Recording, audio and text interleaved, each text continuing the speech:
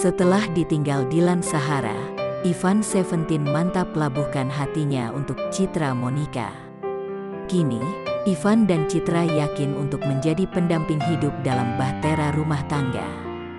Bahkan, Ivan Seventeen tampak akrab dengan calon putri sambungnya, Safa Ricky Amanda, yang merupakan anak dari Citra Monica. Ketika perayaan Idul Fitri, kebersamaan Ivan Seventeen dan keluarga Citra Monica tersebar di media sosial.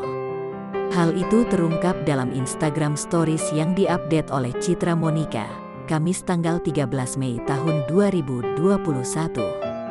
Citra Monica tampak mengunggah ulang postingan putrinya, Safa Ricky, yang menampilkan potret lebarannya.